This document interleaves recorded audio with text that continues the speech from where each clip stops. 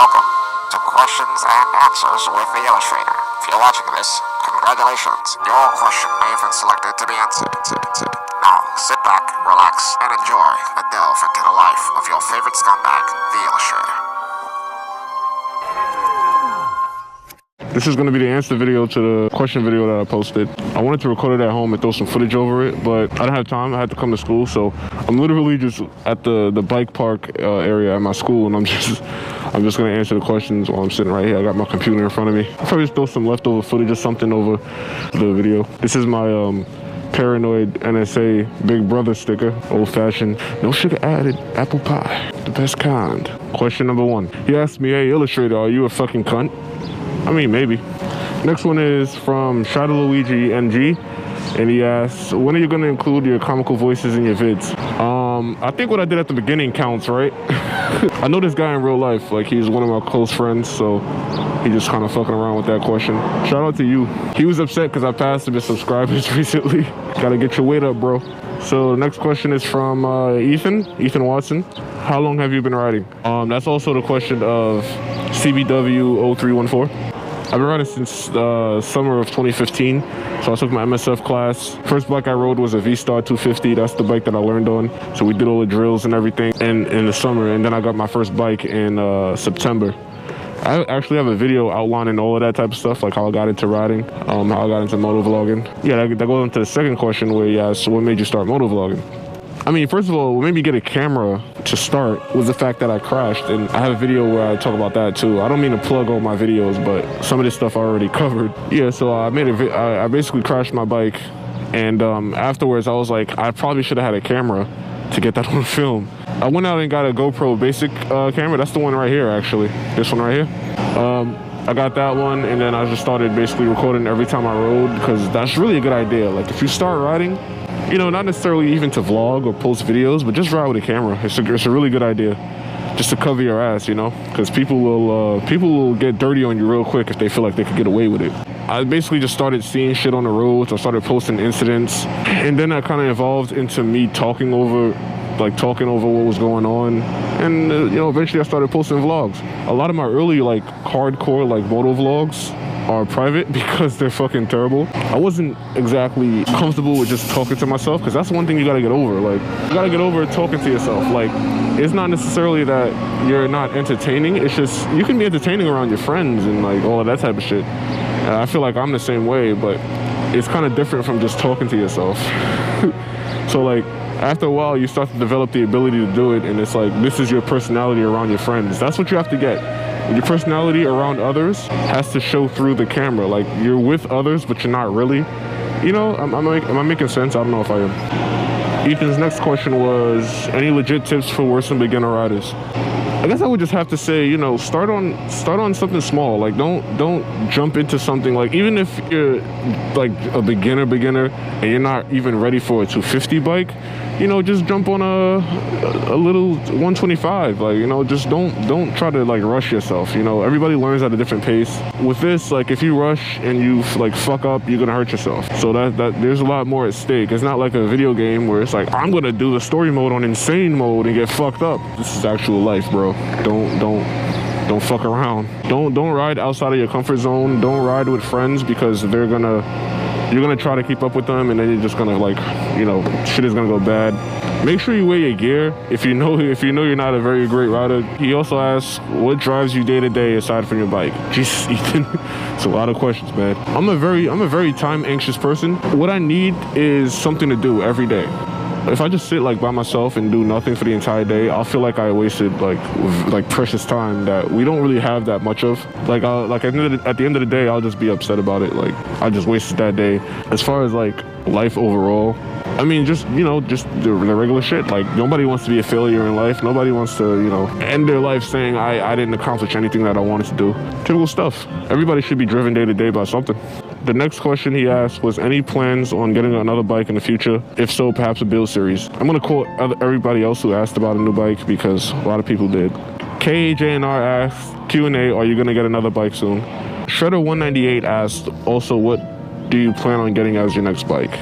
And what is your dream bike? And it all kind of relates to each other, so I just put them all together. As far as getting a new bike, I really want a Ninja 636, the 2003 to 2004 models. And if you watch my videos, I'm pretty sure I said that plenty of fucking times. Like, I love that bike so much. It's just the perfect bike for me, man. It's like modern, but it's also old school at the same time. Like, it's not one of these new bikes.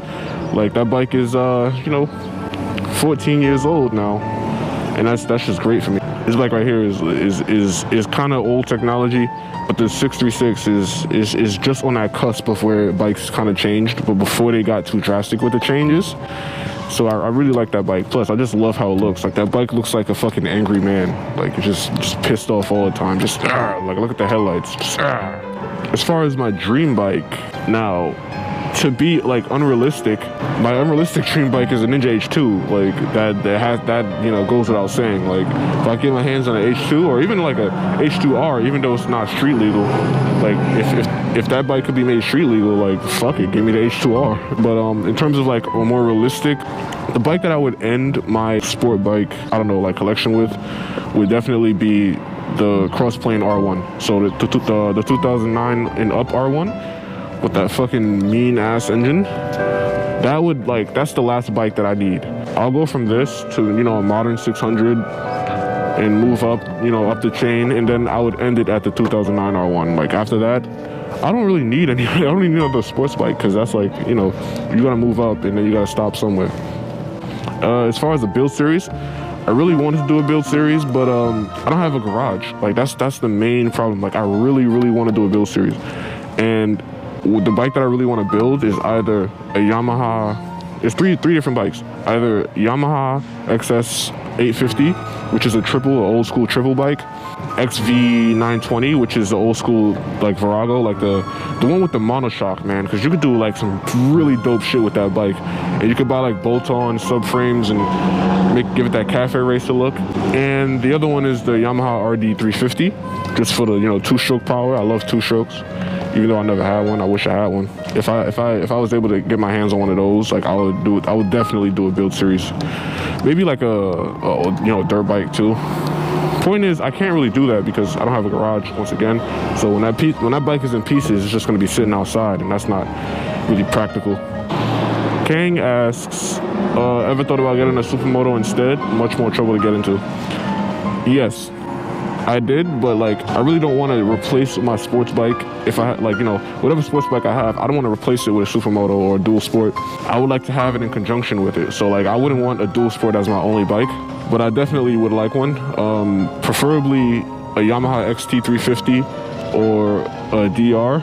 But most definitely, I really would love to have a two-stroke, a two-stroke dual sport / supermoto. Can't really happen that much these days, unless you get like a KTM, because KTM will slap a road sticker on everything. But then again, KTMs are European, so that's more expensive.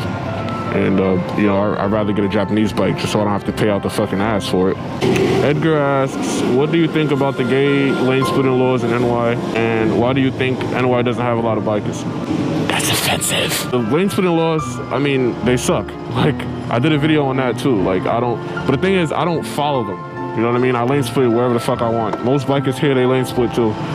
Most people here, they don't give a fuck about the laws. And most cops here, they don't enforce it. So, I mean, just lane split if you have to. Don't be an idiot about it. But if you gotta get through, you gotta get through. Just do what you gotta do. As far as NY not having a lot of bikers, I think we have a decent amount of bikers, but they only come out in the summer because New York City has like very variable weather. So like when it's winter, it's winter.